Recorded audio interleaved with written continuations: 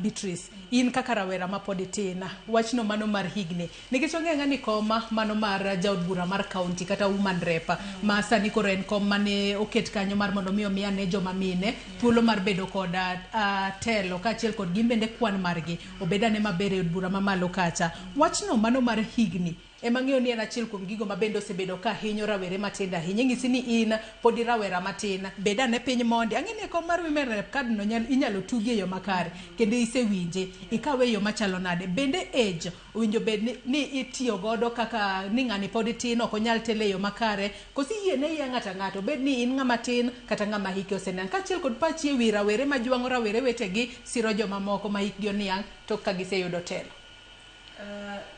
Ing'eni sani ndi kwa ng'iyo population mar Kenya, atamalo 55 gin rowere. Population mar Kenya mzima. Mano 18 to 35. Kaka constitution marwa define ng'ama rawere. So, ok wanyal bedo ni wadwa go mbak rowerni to gionge mesa. Ji ok nya bet ni dwa decide nwa kae tinyisowa ni kama kaka wasepango chenro kaka rowere onego bed ni timango ringo. Kiloso mikakati mar rowere nyaka wabede mesa. Nyaka waket mahitaji maro kaka wadwa ni gik moko bedi. To constitution marwa define ng'ama rawere from 18 to 35. Koro ka ng'ato nitiere between that age gap, inyalo chung' komoro amora. Constitution oyieni.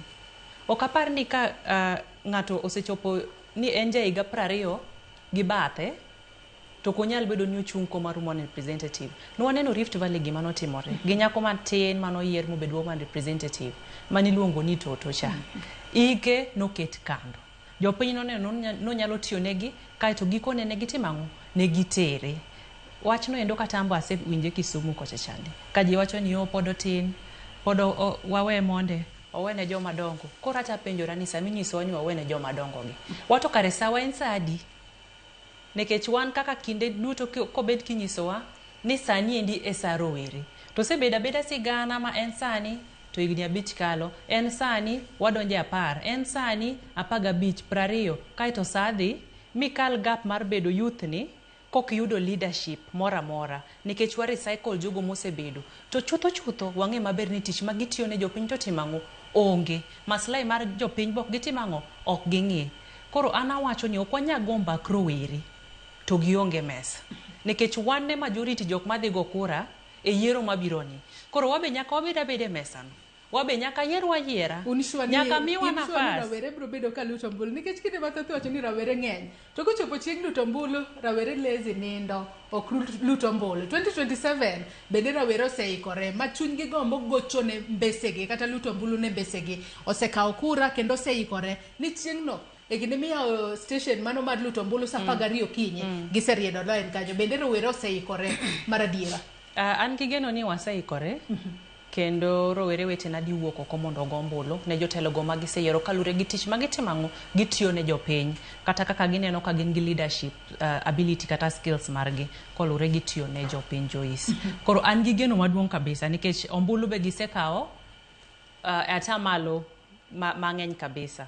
So kachaka doke wach ma openji gi jawinjo kata janeno ni rowere koseyier kaeto chak timang'o wakelo jodongo. Leadership ka dwaro experience. Donge kamano. To experience bok nya yieri. Inyalo bedo ni Nyasaye nomi gweth moro, inyalo bedo jatelo, chunyi nitie tiyo ne jopiny, mano ni kare. But nitie jogo iko mabosi wuothe laini mar leadership mimanyoni. So sometimes bebera mondo wakau counsel ei jodongo gieki. An kaka team na mama nyogodo kom moro woman representative ni. An gi jodongo yeka. Nekech gitaya. Ginyisa ni kae kidhi kama tidhi balo. Kidhi kama to kidhi balo. Koro nyaka wa incorporate jogi. Nyaka wa integrate gi bwane ni watiyo ne jopiny e yo makare. Nitie counsel moro mwakao irgi ka. To be chutho nyaka wang'e ni rowere gi wamak lwetgi gimbe gitie. Ne wane conference moro mar mine Nairobi ka. To gimoro achiel no stand out.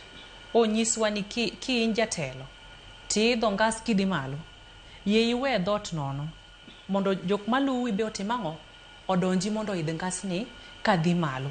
Koro jowa madongo mosebete telo to tich otamo owene rowere botimang'o otemi kaeto jogi ojajwa ni nwamiyo nafas to kutimang'o okutiyo ok nyal wach ni ok wadhi tiyo to nafas pok omiwa ok nyal wach ni ok wanyal to nafas bituonowa koro anta adwa tieko wach ni ka wacho niya kinde duto wan kaka rowere osenyiswa ni wabed kando watim siasa mar activism kaeto kik wadonje active politics wadonjuru active politics nikech kanyo ema wanyalo make change ok wanya dwaro ni wadwaro change to wanoko wakasre akase iye ka tanarwako rowere duto nikech kuma bete ni Joyce kuma antie emosemiya nafas kaka Beatrice Amondi mamanyo godo kom mar woman representative ni gi party na mar UDA kamiya support koro in kaka ng'ama rawere kiyudo kama imiye support bed kanyo mondo iter agenda ni mbele kae timany godo kom noendo erokamano